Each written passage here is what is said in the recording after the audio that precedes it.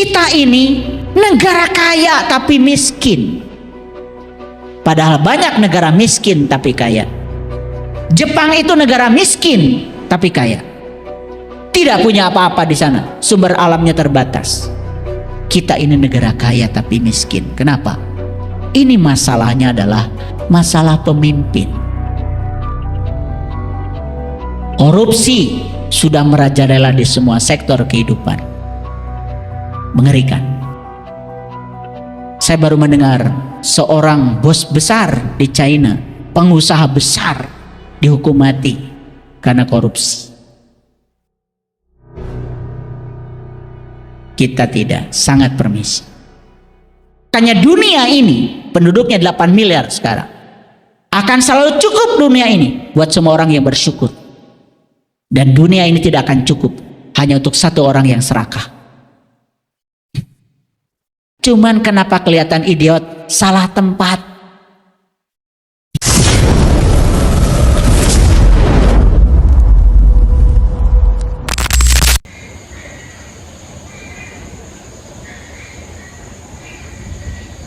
Dan matahari itu tidak pernah minta tagihan ke bumi, nggak pernah. Tidak transaksional pemimpin itu. Matahari itu membangkitkan kesadaran. Coba, begitu matahari terbit, harudang tah jelema. Betul? Begitu matahari terbit, bangkit kita dari tidur kita. Jadi pemimpin itu harus punya kemampuan membangkitkan kesadaran rakyatnya.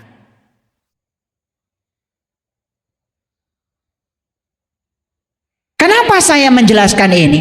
Saya bangga dengan negara ini punya sumber daya alam yang sangat luar biasa. Kita ini negara kaya tapi miskin.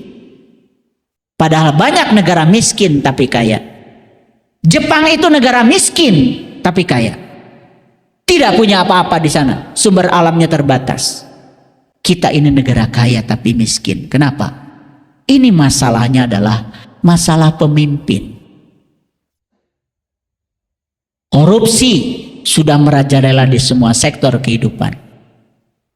Mengerikan. Luar biasa.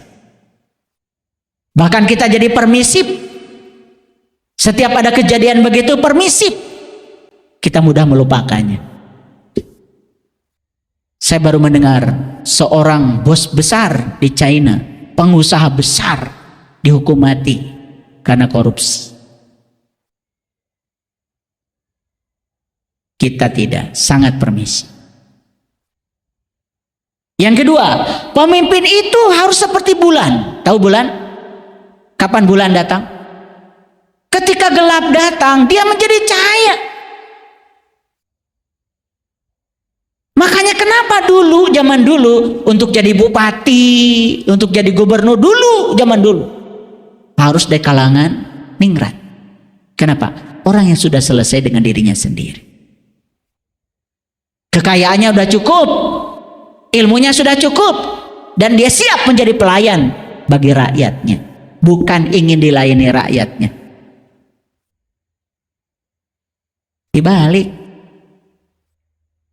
Ini harus saya bahas, karena ini ajaran leluhur, ini ajaran Nusantara, dan semua orang harus mendengar ini. Saya tidak punya kepentingan apa-apa, karena saya bukan siapa-siapa. Tapi saya adalah rakyat Indonesia yang cinta tanah air. Saya harus bicara ini. Pemimpin itu harus seperti bintang. Tahu bintang? Bintang itu selalu dijadikan arah, kompas, penunjuk arah. Dulu kalau orang melaut, yang jadi penunjuk arahnya bintang. Pemimpin itu harus menjadi penunjuk arah, bukan sekadar arah kehidupan di dunia, termasuk arah untuk kehidupan pulang rakyatnya, mulihkan jati mulang kasa. Makanya kudu legok tapak genteng kadek, harus benar-benar bener cok, bener ilmunya berisi, bener kebijaksanaannya, bener kesabarannya, bener hartanya. akan korupsi. Dan semua orang yang korupsi itu adalah orang-orang yang kekurangan.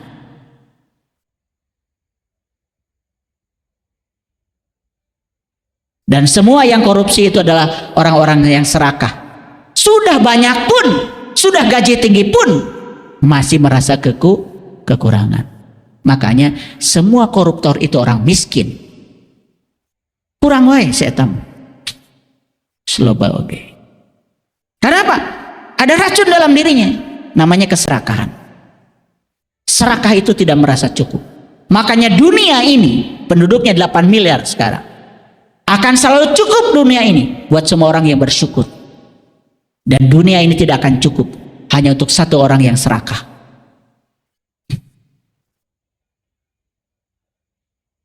Yang keempat, pemimpin itu harus memiliki sifat air. Tahu air? Coba Bapak Ibu, air masukkan ke wadah. Dia akan memenuhi wadah itu. Dan permukaannya selalu datar, apapun wadahnya. Selalu rata. Dan air itu sebagai sumber kehidupan. Pemimpin itu harus rata. Jarang ada pemimpin mau berkunjung ke rumah-rumah rakyat. Jarang. Jarang.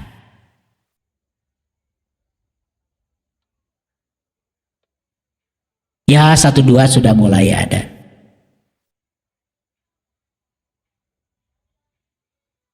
Pemimpin itu harus memiliki sifat api. Tahu api? Api itu, coba kertas bakar, habis tuh sama api. Api itu punya sifat selalu tuntas. Pemimpin itu harus memiliki sifat seperti gunung. Tahu gunung? Oh, gunung itu lambang kegagahan, teguh pendirian. Pemimpin itu harus punya seperti angin, sifat seperti angin. Tahu angin? Coba sekarang. Ini ada angin nggak di sini? Ada. Angin itu mendatangi semuanya. Ada nggak yang tidak kebagian angin sekarang? Nggak ada. Angin itu selalu mendatangi semuanya. Tidak pilih kasih. Pemimpin itu harus memiliki sifat seperti tanah. Tahu tanah Bapak Ibu?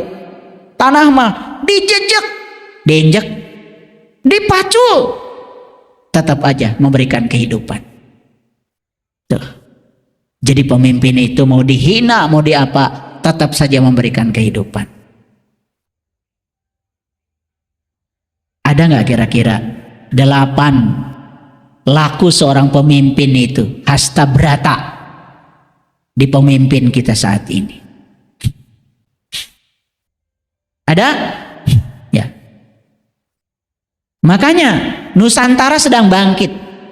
Makanya orang-orang yang punya laku seperti ini sudah mulai bermunculan. Walaupun belum banyak. Ya. Bapak Ibu yang saya cintai. Bagaimana supaya kita segera kembali ke wajah asli kita? Bagaimana latihannya? Pertama, Bapak Ibu, sadar akan potensi diri dan mencoba untuk mengaktualisasikan potensi itu. Karena diri kita ini potensinya tanpa batas, tanpa batas. Ada energi yang tadi saya sebutkan, energi universal yang tanpa batas pada diri kita ini. Tidak ada yang bisa membatasi itu. Cuman pikiran kita telah membatasi semua potensi itu. Maka sekarang menjadi pribadi yang aktif, terus berkarya. Kan tahu sebaik-baiknya manusia yang berguna bagi manusia yang lain. Tidak hidup hanya untuk diri sendiri. Mulai sekarang mengabdi. Ketika dikasih bakat amanah Allah, kembangkan bakat itu. Mulai berkarya. Mulai belajar hidup yang bermakna. Bermakna bagi diri sendiri, bermakna bagi orang lain. Belajar menerima perjalanan hidup sebagai pertumbuhan. Jadi semua yang terjadi dalam hidup ini, cara semesta untuk memanggil kita supaya tumbuh jiwa kita. Lepaskan benar salah, baik buruk. Lepaskan segala dualitas. Yang kedua, sadar akan potensi diri. Ya, ini masih yang tadi, sadar akan potensi dan mengaktualisasikannya. Belajar merasakan kebahagiaan sekecil apapun, bersyukur. Belajar untuk selalu menjadi pribadi yang matang, tenang, sadar, bijaksana. Belajar hidup yang mencerahkan. Makanya perlu kajian-kajian seperti ini. Belajar menjadi sumber cahaya yang menerangi sekitar. Belajar hidup selaras dengan alam semesta, bersyukur dan selalu berterima kasih. Makanya sekarang rubah doanya. Doa itu bukan permintaan. Coba sekarang rubah doanya jadi pengakuan. Terima kasih ya Allah atas berkah yang telah Engkau berikan padaku. Terima kasih ya Allah atas cinta kasih-Mu kepadaku. Stop meminta-minta. Mengakui semua pemberiannya. Itu yang akan melipat gandakan nikmat kita. Rubah sekarang sedikit-sedikit. Mulai sekarang coba belajar menguasai emosi. Tentu saja ini hanya kerangkanya Bapak Ibu. Bapak Ibu harus belajar. Harus belajar meditasi, belajar hening, belajar kontemplasi. Banyak yang harus dipelajari. Bukan tidak boleh marah. Bukan tidak pernah marah. Bukan tidak pernah kecewa. Bukan tidak pernah sedih. Tetapi ketika itu terjadi, belajar mengatur emosi, lebih sadar lagi. Ketika marah itu saya sedang menghancurkan diri saya. Makanya belajar olah nafas, belajar hening, banyak pelajarannya. Jadi untuk menemukan wajah asli kita kembali itu, tidak cukup hanya berbangku tangan Bapak Ibu. Tidak cukup. Tahu kapan harus tenang, meskipun dalam situasi yang sulit dan ketidakpastian. Karena hidup itu selalu akan menemukan situasi yang tidak pasti. Tapi tahu kapan harus tenang. Tahu kapan harus tegas, tanpa harus melukai. Tetapi dengan tujuan yang edukatif. Boleh marah pada anak, boleh. Tapi marahnya itu bukan mengeluarkan kata-kata yang melukai. Tegas, tidak melukai. Tapi untuk tujuan yang edukatif. Makanya Bapak Ibu, kalau mau jujur, marah saja harus ada pelatihannya. Bapak Ibu harus diajarkan cara marah. Marah yang edukatif gimana caranya? Ini dianggap kecil. Padahal banyak yang konsultasi dengan saya menyesal. Karena apa? Sering marah pada anak, niatnya cinta, padahal memerosotkan nasib anak. Kenapa? Masuk alam bawah sadar kata-kata yang buruk. Anak kita sekarang menjadi tidak percaya diri.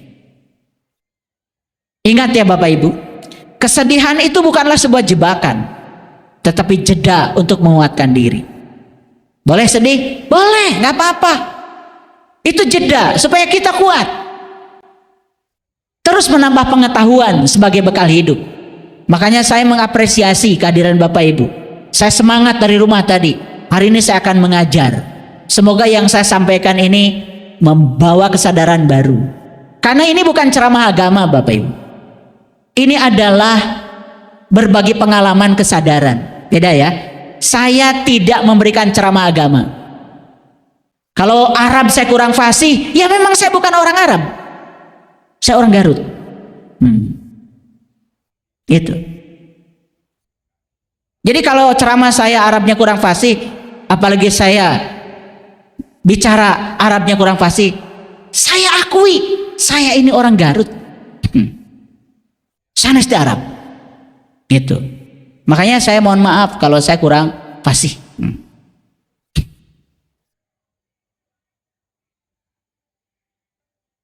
Menyadari bahwa belajar itu seumur hidup. Dan kehidupan kini adalah sekolah kita yang luar biasa. Coba mulai sekarang Bapak Ibu sekali-kali atuh pergi ke toko buku. Cari buku-buku yang bermutu, yang mengembangkan diri. Rajin membaca, tonton tayangan edukatif.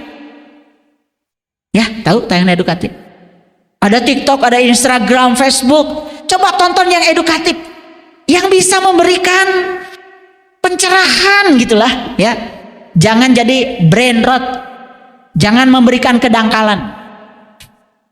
Coba mulai berdiskusi dengan orang-orang yang dianggap bijaksana, yang luas wawasannya. Tambah wawasan, upgrade diri kita.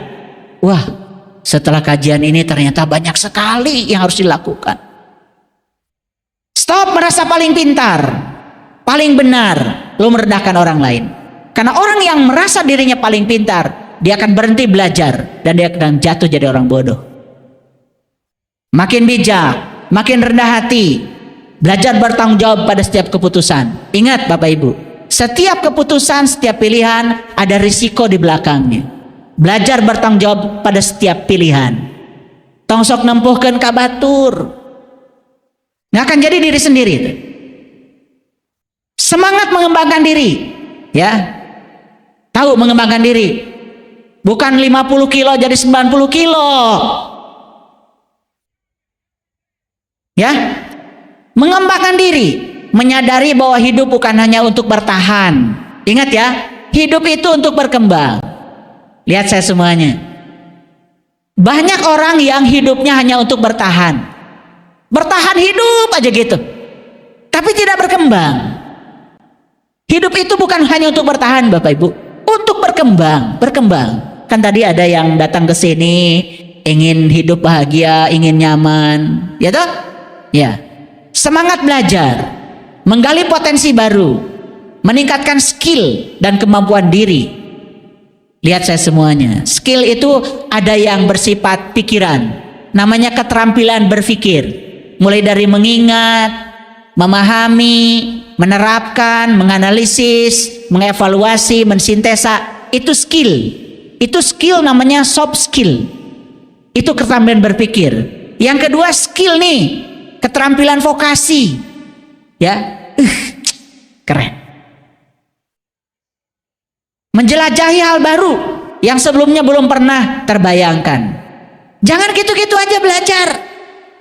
Semua pelajaran lama yang tidak menolong, yang membuat kita hidup susah, pasea wae, gering, tinggalkan. Memasuki kehidupan baru. Wah, di semesta ini banyak sekali ya yang menakjubkan. Membangkitkan bakat terpendam dan potensi diri. Bapak Ibu itu datang ke dunia ini, saya kasih tahu ya, semua yang ada di dunia ini jenius di bidangnya masing-masing. Cuman kenapa kelihatan idiot? Salah tempat. Disiapkan oleh Allah bakatnya catering, diajar matematika. Disiapkan oleh Allah bakatnya itu menata ruangan interior, diajar fisika. Ya sama dengan ikan. Ikan tuh jenius di laut, di cai, di air. Tapi kalau dia disuruh memanjat pohon jadi bodoh. Laut. Nah, semua orang kelihatan bodoh salah tempat. Itu aja saya kasih tahu. Makanya harus dikompas diri tuh, harus di profiling. Aduh, terlambat ya kalau ting. Sudah setua ini tidak menemukan sebetulnya saya ini oleh Allah dikasih bakat apa, jenius saya di bidang apa. Sampai setua ini belum menemukan, aduh karunya.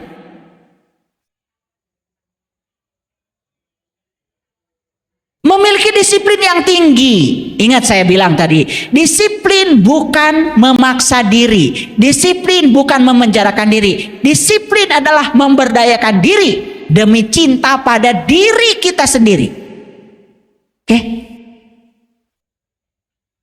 Mulai sekarang, afirmasikan diri dengan hal positif. Stop bicara yang tidak diinginkan. Stop bicara yang tidak diinginkan. Bicarakan mulai sekarang yang kita dambakan, yang kita inginkan dalam hidup. Karena semua yang dibicarakan akan jadi kenyataan. Disiplin menjaga kualitas pikiran. Disiplin